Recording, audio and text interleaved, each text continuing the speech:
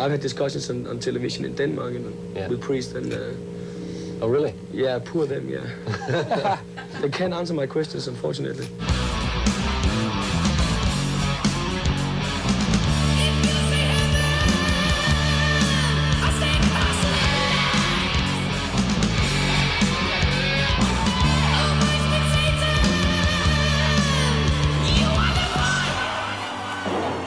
Hey, stay away, white magician. It's time to talk about your favorite band's all-time favorite band, Mercyful Fate. Call it black metal, speed metal, thrash metal, progressive metal, whatever it is, it's definitely the heaviest traditional metal band of the 80s by far. With its iconic lead singer, King Diamond, who is probably one of the most evil people to walk this earth, who legitimately sold his soul to the devil.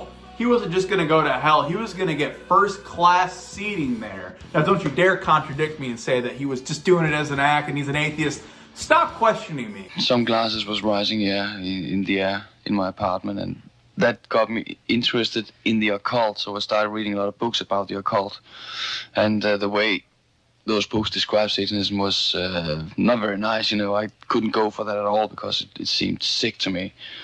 Then one day I came across the Satanic Bible written by Vincent LaVey, and I read that book, and that was exactly the way I was living my life, what was in that book. Der står i side 89 på den her, i den her bog, øverst, under ingen omstændigheder vil en rigtig satanist nogensinde ofre et barn, eller for den sags skyld, noget som helst dyr. Det er sindssygt. Now, most of the members from Mercyful Fate actually came from another exceptional band called Bratz, where they had Michael Denner and Hank Sherman on guitars, making the evil twin axe attack, Michael being more melodic and Hank being the more bluesy player. But the biggest problem with the Bratz at the time is that it didn't have King Diamond on vocals. So Michael and Hank decided to resurrect a goddamn vampire out of the coffin and bring him into the band and go for a much darker, more depressive, evil sound than the more punky direction they were taking early on.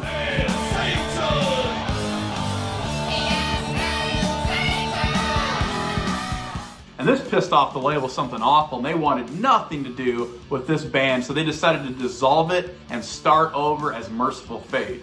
And with Timi Hansen on bass and Kim Ruzz, arguably the most underrated and important member of this band. See, people forget how important his funky, almost 70s style rhythms are to the sound of this band. You have plenty of your metal drummers, your metal peckins coming and throwing in crazy fills all over the place and playing as loud and fast as possible, whereas Kim Ruzz had that feel. Something only musicians would understand, but you kind of hear he's almost not playing like a white dude. He's playing with soul straight out of the black community.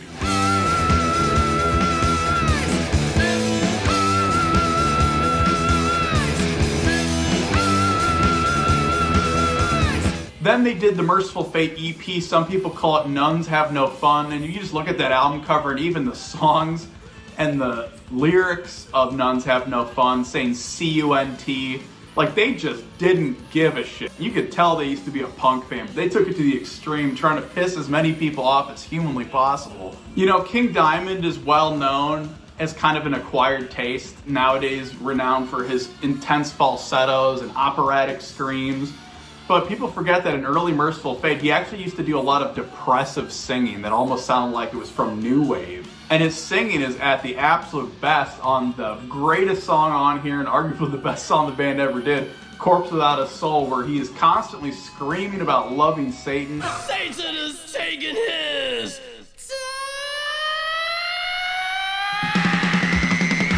Without a doubt, the best EP ever released by any band. It is 10 out of 10. It's honestly better than any of the albums that they put out. But they had to get more evil. How much darker and eviler could they get, you ask?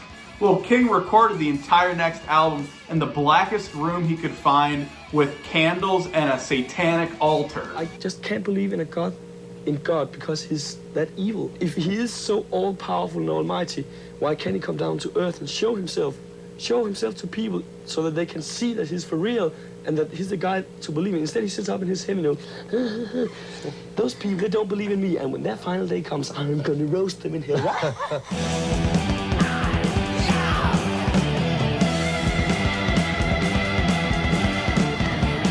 Needless to say, this band was begging for negative attention with their imagery, lyrics, interviews, and burning a cross on stage. People like to be scared, just a little bit, and they like that because they go watching all the horror movies. Yeah. And that's another thing. People who don't like our lyrics, because it says Satan now, then they go and watch Halloween or whatever it is. Just take it as horror stories, that's all. Not to mention the song Into My Coven got them thrown on the greatest playlist of all time, the PMRC's Filthy 15, for occult imagery. We have to ban them for occult imagery. Everyone else is singing about stuff you should ban them for, like sex. Get them out of here. Det var det hårdeste band i verden. Altså det hårdeste metal band, der fandtes. Det var så os. Det tungeste, det hårdeste. Og det er jo klart, sådan noget giver presse. Kombinationen var jo så, at vi blev sat på en liste i USA. De forbudte 15 mænd. Det er jo så gjort. Og så fik vi jo massiv presse i hele USA. Og kunne tage på vores første USA-turné. Så mange tak for det.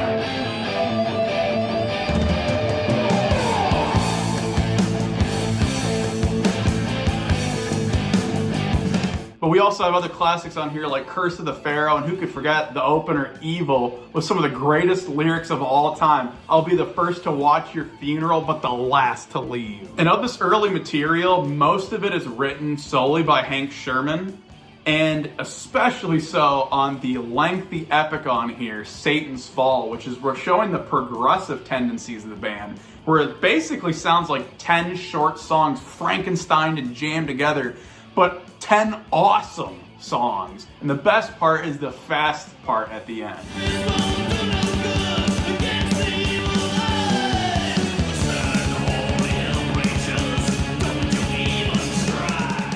Best song, definitely Black Masses, which is stupidly left off of most versions of this album.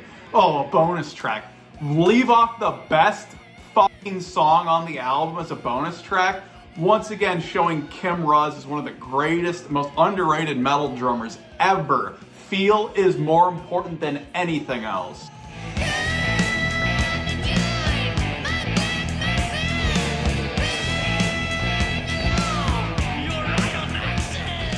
And of course the title track, which is based on a human skull that King was given that looked really beat up, and he decided that this must have been a witch named Melissa that was tortured for her beliefs. And they made the song about her. And some jackass at one of their live shows decided to go up on stage and steal it. We used to have a skull named Melissa, a real human skull. Unfortunately, it was stolen in Amsterdam, and it was the skull that we made the song after. But now we've got a new one, just as human as the other one. So this one's got to be Melissa's sister. And she used to be a real gypsy!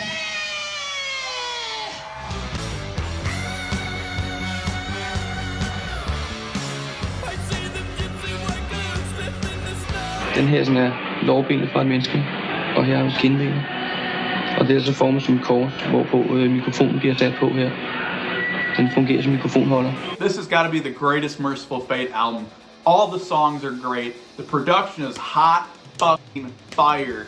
And it was so ahead of its time. Even all the shit heels like Metallica are nothing compared to this. It opens with such a great song, A Dangerous Meeting, about a bunch of kids playing with a Ouija board until the devil kills them all.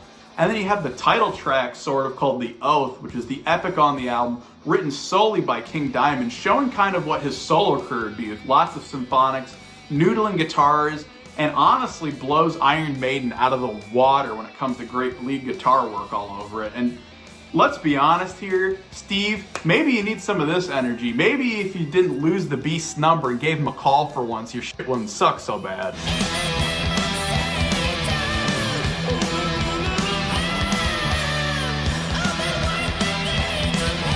Nightmare is also a classic, which has a great lyric where King says, "You're only living on borrowed time from the fate." And of course, my favorite song on the album, the absolute banger, that obviously has great Kim Ruzz drum lines on it, Desecration of Souls. Stay away, white magician.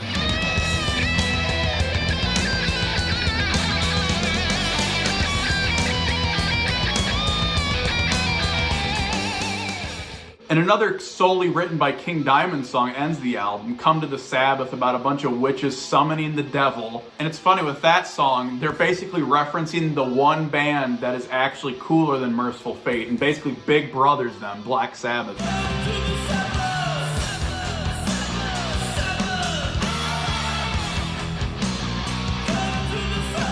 One of the best metal albums of all time, top 10 easy, without question.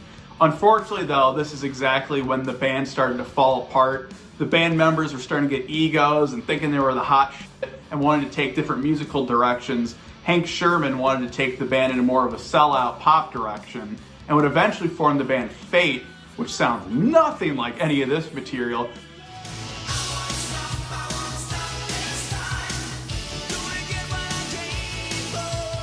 But King decided to yank Timi and Michael's asses over to his own band, King Diamond, which their early stuff honestly sounds very much like where they left off in Mercyful Fate. Welcome, my friend. My name is Carol. He came up with new material which had nothing to do with Mercyful Fate at all, and he insisted on getting on the next album. It was pure pop music, and then I phoned two of the old guys, Michael Denner and Timi Hansen, the bass player and guitarist, and asked them to come and listen what I had to say about the future and stuff, and they joined immediately. But even then, as King's solo career kind of went along, I still prefer Mercyful Fate because it's basically who has the better melodies versus the better riffs, and I'm more of a riff guy. But to be honest, I would have loved to have seen if they went with Hank Sherman's direction and have King Diamond with pink and teased hair. And then in this interim of the band being broken up for almost a decade, the band somehow got a massive cult following. And like I said, all your favorite bands have them as their favorite band. And they're like, what the hell? We were trying to make everyone hate us. So the fact that they blew up is so strange and unprecedented. And they came out with a compilation album in the 90s called Return of the Vampire with a lot of early material that's even before the EP. And to be honest, they should have just fused the EP with this and made an actual album out of it, because with the exception of Mission Destroy Alien, which is one of the worst things I've ever listened to, most of this material actually is just as good as the songs on the EP. But yeah, the title track, Return of the Vampire, and the awesome epic Burning the Cross are some of the best songs they've ever done, and honestly nothing after this compares.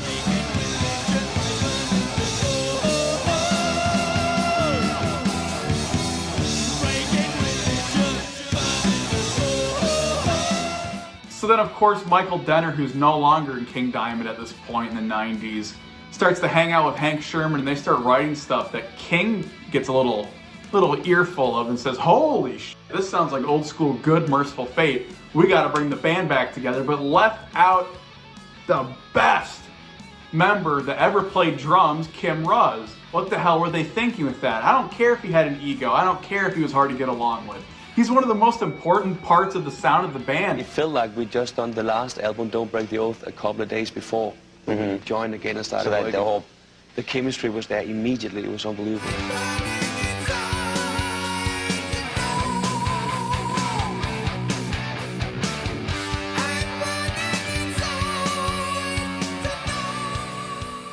Very much in the same where we left it, you know, with the Don't Break the Oath album. It's very much similar to that, but with a newer sound and better playing, in my opinion.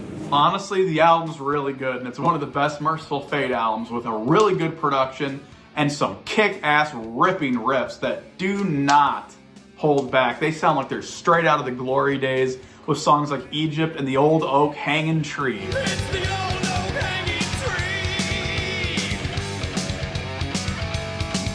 It's the old oak hanging tree. There's also the sequel to the song Melissa with Where Are You Melissa, which is very good. It has a lot of good King Diamond solo era kind of stuff going on. But honestly, the thing that pisses me off the most about this album is at the very end they have a re-recording of Return of the Vampire with Lars Ulrich of Metallica on drums. Now I understand he's Danish, he's a huge fan, but why don't we just rub some fucking salt in the wound while we're at it? Ooh, we don't have the great drummer anymore? Well, here's the worst one we can possibly find. There's only one way you can stop him. You're gonna trace the vampire to his death. Oh, yeah, yeah. but it's saved by the awesome riffs that have a ton of Michael Denner and Hank Sherman writing credits that just blow away the past couple King Diamond albums at this point, because they just didn't have a swinging sack of nuts. So the band kicked Timi Hansen to the curb and honestly kind of make an improvement by bringing in Sharlee D'Angelo in, who actually writes some really good songs here and there later in the discography. And then we'll be back in the studio doing a new album for both bands, you know, first Mercyful Fate, then King Diamond, and then we'll go out with Mercyful Fate. You must feel a bit schizophrenic. What? You got to stop this game before I go insane. Many consider this to be the best album after the classic era. I don't know. It has a great sound and all, and it might be better than the last album. But to me, there's some real high highs and some real low lows. The worst songs on here sound like rejects from King Diamond's solo career that just do not belong even on a King Diamond album.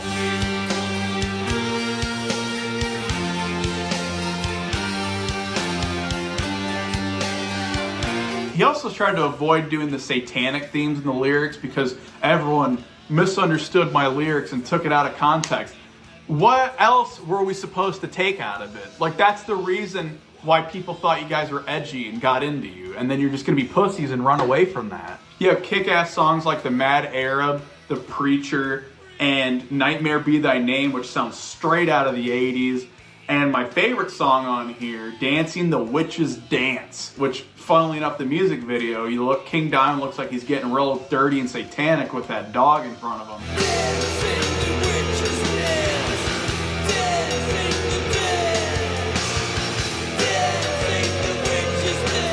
Clearly a good mix of solo King Diamond and Mercyful Fate on this song. And honestly, it's a very good album to start with because it's not very progressive at all. It's more direct and catchy. But we're gonna play a brand new song for you.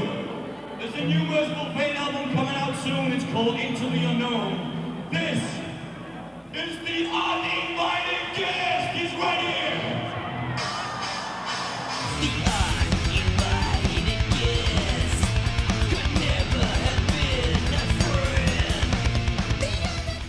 So there's some good news and some bad news with this album. The good news is King is bringing back the satanic themes pretty hard on this one, and the riffs rip harder, and the best songs are better than the best songs in the last album.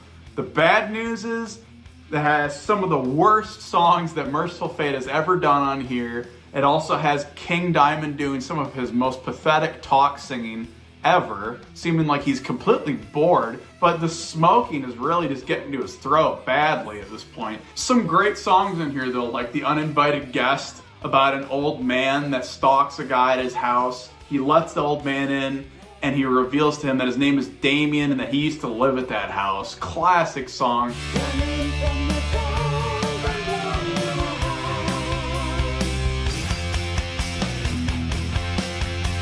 But then the best song is Under the Spell, which feels like it's old school Mercyful Fate and even has that little rhythmic finesse that they used to have. Dancing, blasphemous, waiting for him to go. Dancing, blasphemous. But stand back for the garbage on this album, like 15 Men and a Bottle of Rum, which sounds like a bunch of drunken sailor idiots, and Dead Time. And good God, Dead Time, it's like, let's completely get rid of the satanic themes, right? And then let's bring them back, but then let's have some awful lyrics on the album as well, the worst we've ever come up with, because it's so scary to sing a bedtime song with King Diamond whisper singing. Ooh. The very first thing, usually if people come up to me and say, do you believe in the devil? Or, you know, are you a devil worshiper? I'm like, hey, you know, first of all, you explain to me what the devil is. It's usually the Christian Satan or devil, you know, that is on people's mind, you know, because that's the most widespread, or probably one of the most well-known characters in this entire universe. And, you know, I don't personally believe in either the Christian God or the Christian devil.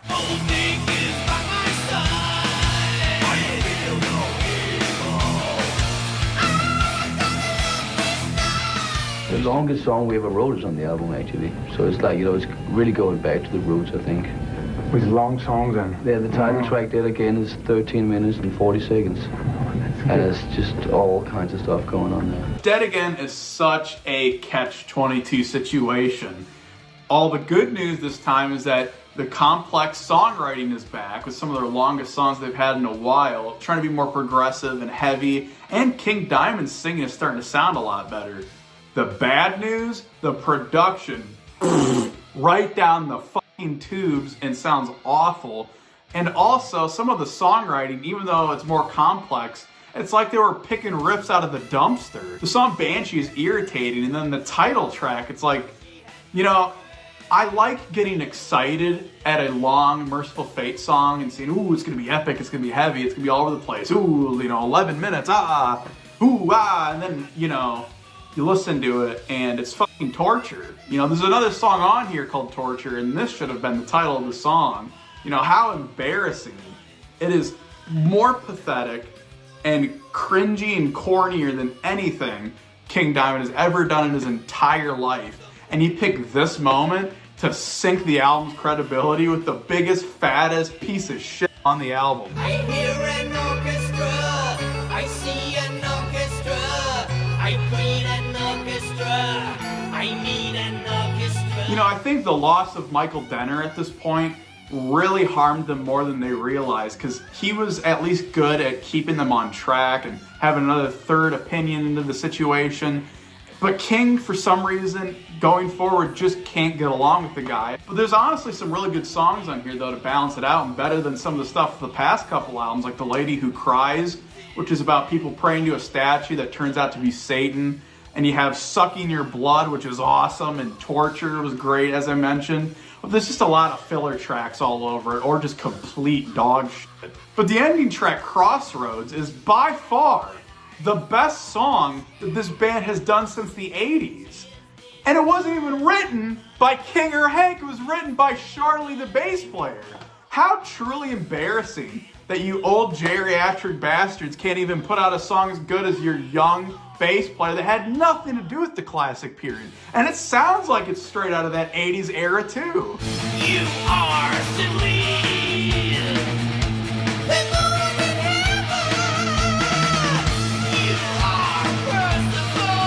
Ultimately, the album is just okay, which is so sad because the band has been used to just shutting out perfection, especially in the glory days where every song was awesome.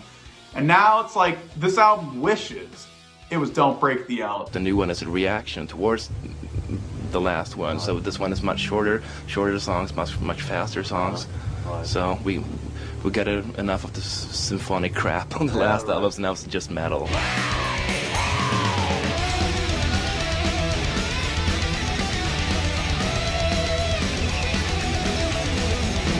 9 is the best album the band has done in years. In years! It's like the band finally remembered how to write great, heavy songs that border on speed and thrash metal at points, not as adventurous and as bluesy or as groovy as they used to be, but definitely as heavy as they could possibly get, and especially with the opening track, Last Rites, you know they mean business. I don't believe in heaven. I don't believe in hell. So say goodbye to someone else. Damn near every song is great on here. The Church of St. Anne, Buried Alive, and my favorite, Sold My Soul, sounds so great and melodic. That night was the darkest of all. That night I sold my soul to you. Not every song's amazing, it's not a masterpiece or anything, but you're gonna basically be looking for hay in a needle stack to even find a turd on here. Now the band has reunited recently, and of course they left out Michael Denner and Kim Ruzz for absolutely no reason, which is even more irritating because recently Hank and Michael did an album together that basically sounds like old school kick-ass Mercyful Fate. It might be the best thing either of these people were involved with since the 80s.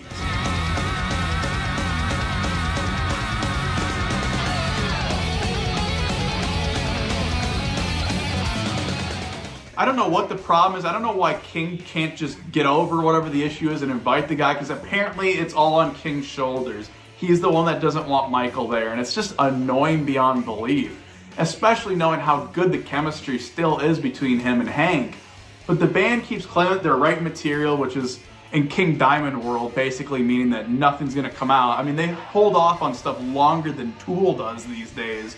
Ever since King Diamond had his major heart surgery, he grinded his career in both bands to a halt. He used to be releasing albums all the time in the 90s, and he hasn't even been able to release an album in decades. He has 2 bands to do it. But just like how solo King Diamond has released a single that went nowhere years ago and was honestly mediocre, he's released some song, Jacking the Salzburg or something like that, and it honestly is one of the worst Mercyful Fate songs ever, which is so embarrassing, and the tone of the guitars and everything sounds great, but King sounds awful, it's all over the place, the melodies are embarrassing.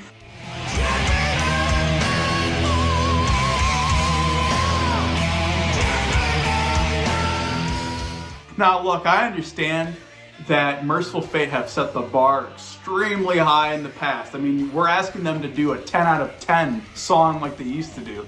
And I'm not expecting them to just completely hit us with something like they're 18 years old again and just ripping our heads off. But Jesus Christ, this is like a 0. You're dumping trash on us. So hopefully Becky the Brit Baldwin can light a hot fire under his old ass and get some good material on Mercyful Fate again, and actually release a goddamn album. No matter what happens, remember, don't break the oath, and don't break our ears with a bad album. Subscribe to the Downfall Network. No!